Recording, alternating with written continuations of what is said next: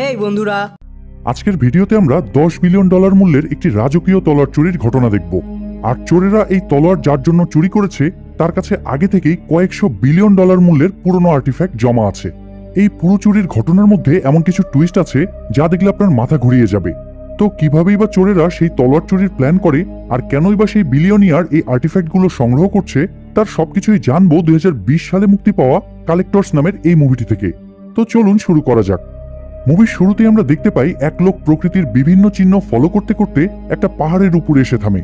সেখানে সে দেখতে পায় একটা জায়গার মাটি কেমন এলোমেলো হয়ে আছে। কৌতূহলবশত সেই লোকটি তার হাতে থাকা লাঠি দিয়ে মাটিতে একটা গর্ত করে। তখনই সে শুনতে পায় মাটির নিচে একটা বাচ্চা ছেলে সাহায্য চেয়ে চিৎকার করছে। তাড়াহুড়ো করে সেই লোকটি তখন মাটি খুঁড়তে থাকে। আর এখানেই মুভির বড়সড় একটা টুইস্ট লুকিয়ে আছে যা আমরা সামনে জানতে পারবো। এখান থেকে সিন শিফট হয় 18 বছর পরে একটি বৌদ্ধ মন্দিরে। সেখানে আমরা মুভির প্রধান চরিত্র ডঙ্গকে দেখতে পাই। ডঙ্গ মন্দিরের এরিয়া ঝাড়ু দিচ্ছিল। তখন সেখানে মন্দিরের আরো দুইজন লোক এসে ডঙ্গকে জিজ্ঞেস করে সে এখানে নতুন কিনা। উত্তরে ডঙ্গ বলে যে সে আজকে এখানে জয়েন করেছে। আসলে ডঙ্গ হলো একজন দক্ষ চোর।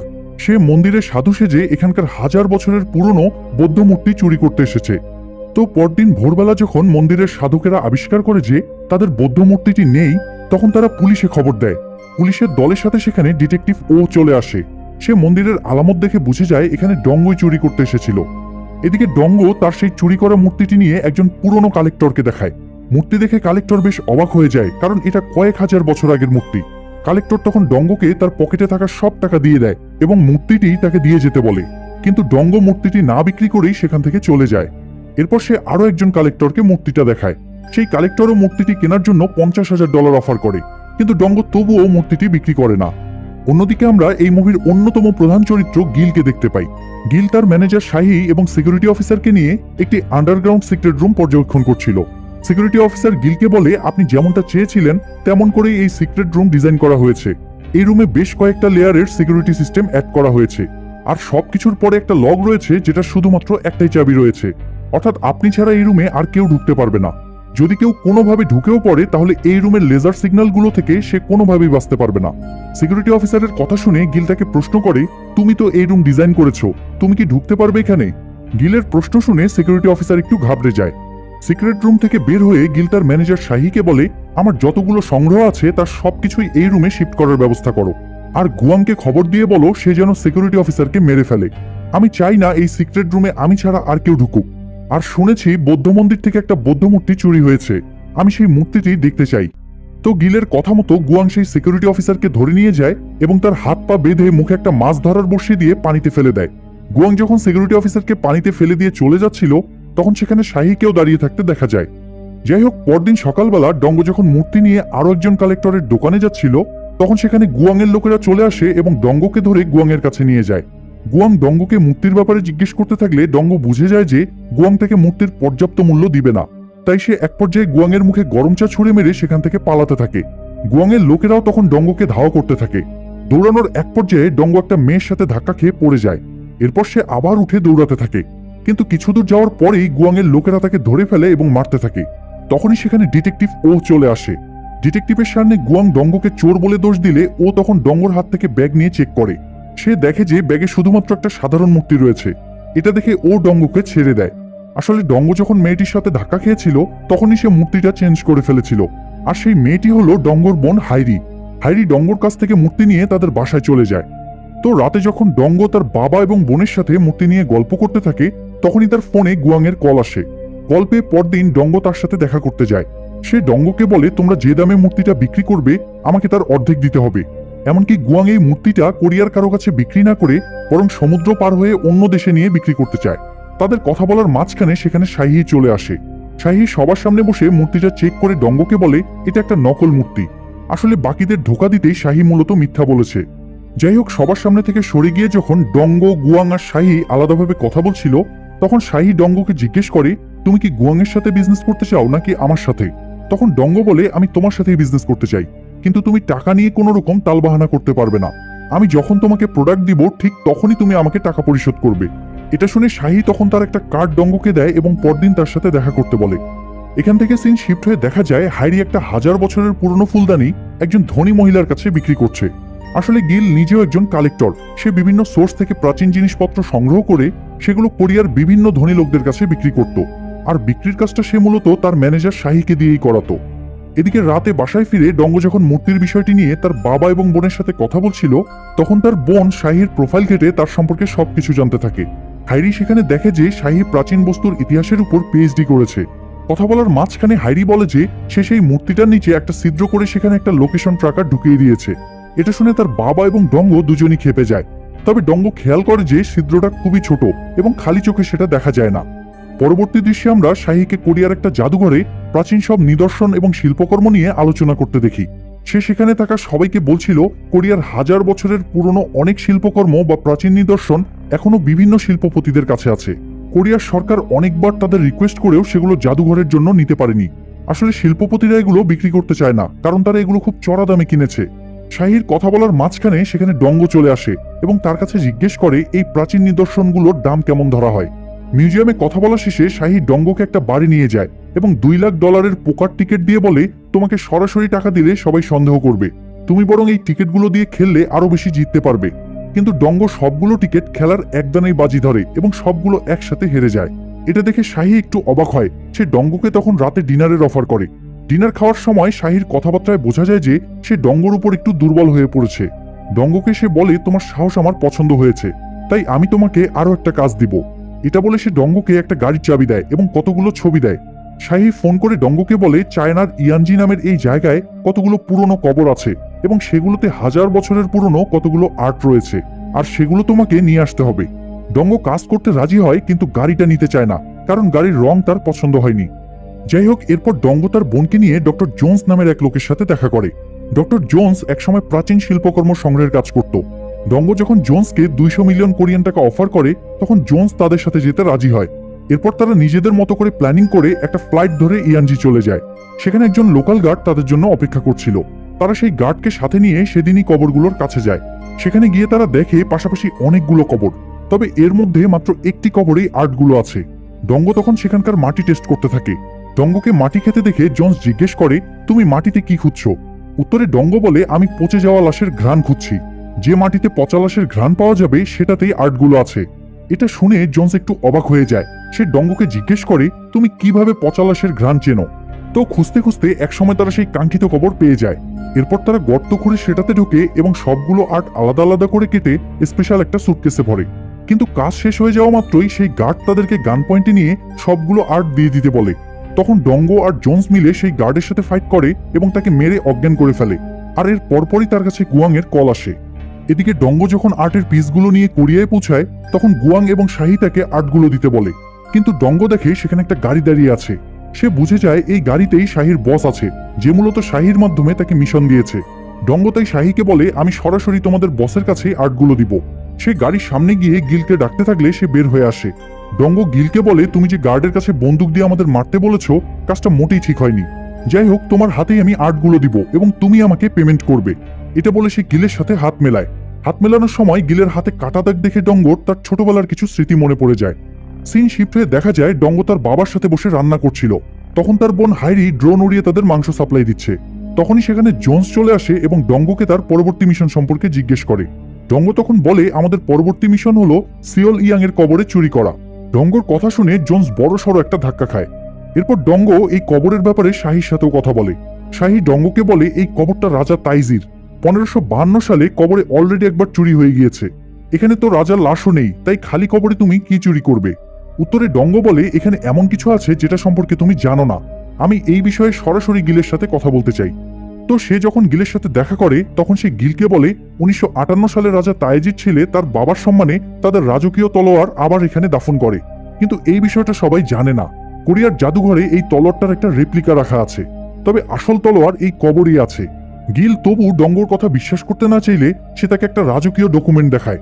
গিলের লোক পর্যবেক্ষণ করে বলে যে এই ডকুমেন্টটা আসলেই সত্য এবং এটার কথা অনুযায়ী তলোয়ারটা এখনো এই কবরেই আছে। ডঙ্গ তখন বলে, আমি এই তলোয়ারটা যার তার জন্য চুরি করতে চাই না, শুধুমাত্র যে প্রাচীন নিদর্শন সংগ্রহ করার ব্যাপারে প্যাশনেট তার জন্যই আমি এটা চুরি করব। ডঙ্গর কথা শুনে গিল তাকে সেই সিক্রেট রুমে নিয়ে যায় তার সংগ্রহ দেখাতে। সিক্রেট রুমে গিয়ে ডঙ্গ একটা ফুলদানি দেখতে পায়, যেটার সাথে তার ছোটবেলার একটা স্মৃতি জড়িয়ে আছে, যেটা নিয়ে আমরা সামনে জানতে পারবো। তো ডঙ্গ সেই রুমে কোরিয়ার একজন রাজার আর্টও দেখতে পায়। সে খেয়াল করে আর্টের রাজার সাথে তার চেহারার মিল আছে।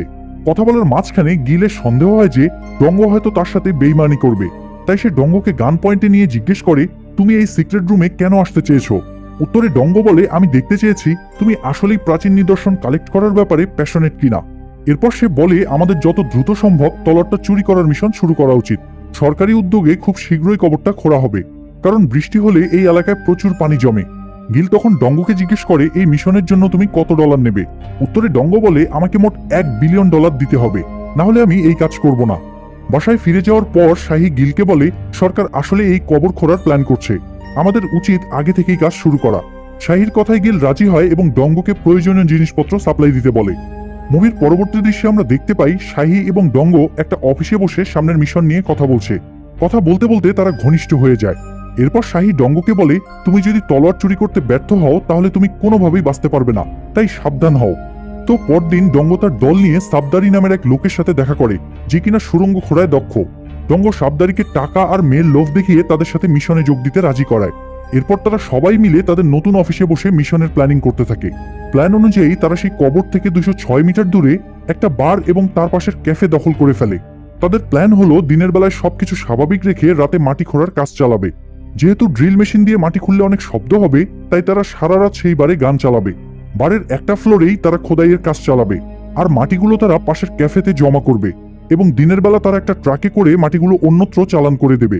বাড়ির বাইরে গুয়াংয়ের কয়েকজন লোক দাঁড়িয়ে থাকবে, যারা বাইরের কাউকে বাড়ি ঢুকতে দিবে না। আর ডঙ্গর বাবা কাছে আরেকটা রুম নিয়ে সেখানে আরো কয়েকজন কনস্ট্রাকশন কর্মী এনে রাখবে এবং তারা অভিনয় করবে যে তারা সরকারি লোক, সরকারের নির্দেশে তারা মাটি খোঁড়ার কাজ করতে এসেছে। এতে করে যদি কোনোভাবে পুলিশ তাদের খোদাইয়ের চিহ্ন দেখেও ফেলে, তবু তাদের সন্দেহ করবে না। ডঙ্গ সবাইকে বলে, প্রথমবার চুরি করার পর রাজার কবরের চারপাশে সিমেন্টের বদলে লাইমস্টোন দিয়ে বাধাই করা হয়েছে, আর লাইমস্টোন সিমেন্টের থেকে 10 গুণ বেশি শক্তিশালী।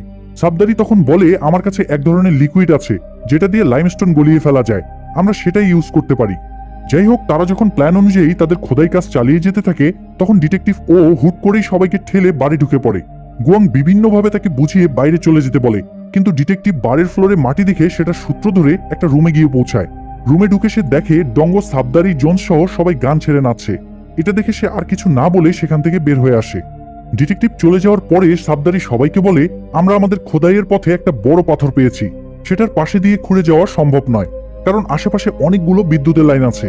ডঙ্গ তখন বলে, আমরা বোমা দিয়ে পাথরটি উড়িয়ে দিব, আর একই সাথে রাস্তার উপরে এবং নিচে বিস্ফোরণ ঘটাবো, যেন কেউ সন্দেহ করতে না পারে।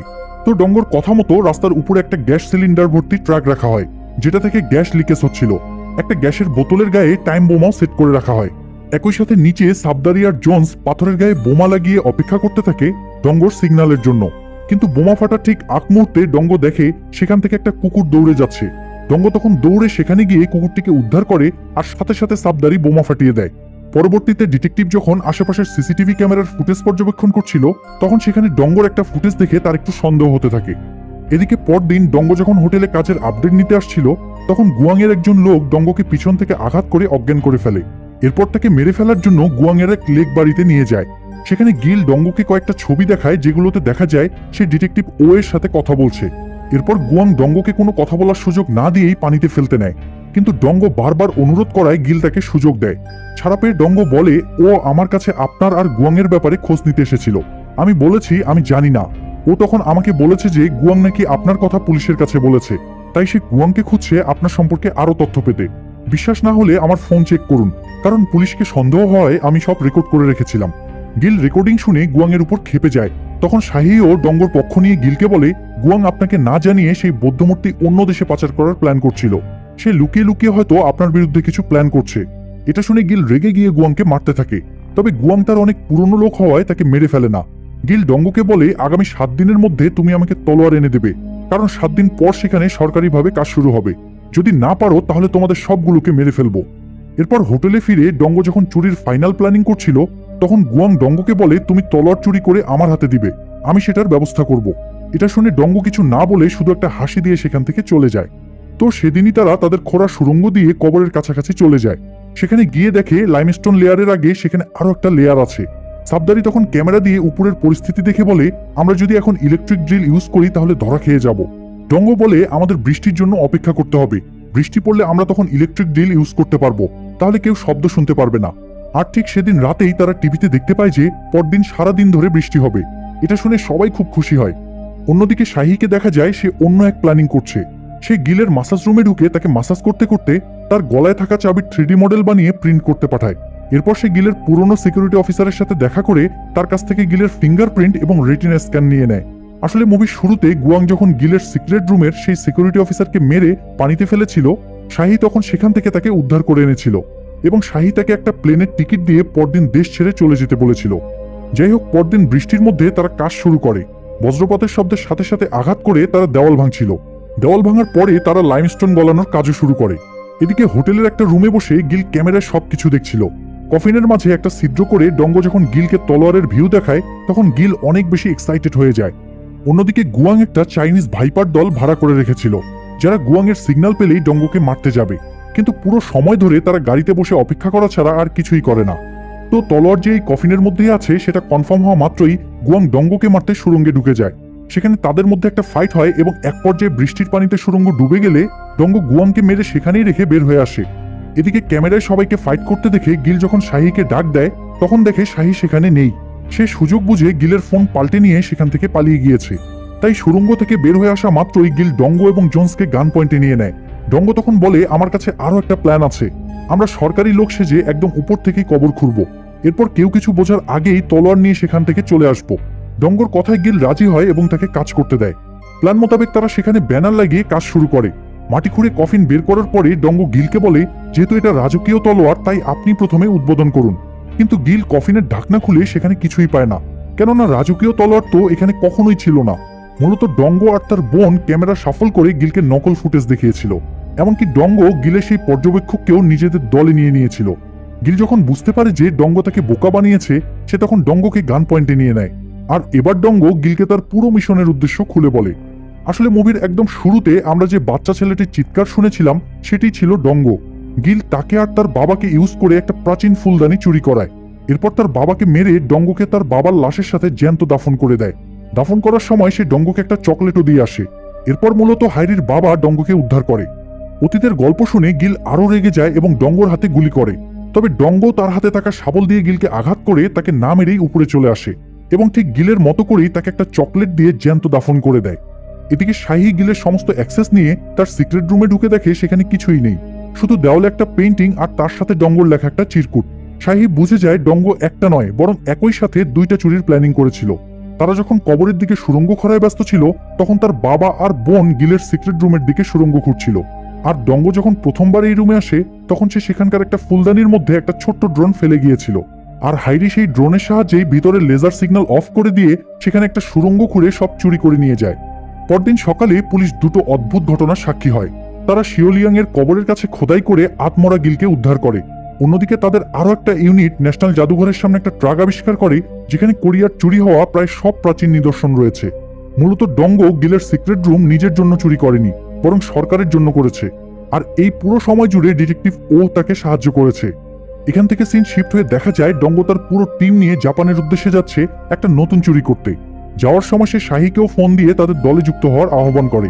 তো জাপানে যাওয়ার সময় ডঙ্গোর দলের সবার মন খারাপ ছিল, কারণ তারা এত কষ্ট করেও কিছুই পায়নি। ডঙ্গো তখন তাদের এক ব্যাগ টাকা দেখিয়ে বলে গিলের সিক্রেট রুমে শুধু প্রাচীন জিনিসপত্রই ছিল না, বরং ব্যাগ ভর্তি টাকাও ছিল। আর এই দৃশ্যের মধ্য দিয়ে মুভিটি হয়ে যায়। মুভিটি ভালো লাগলে লাইক দিন এবং কমেন্ট করুন।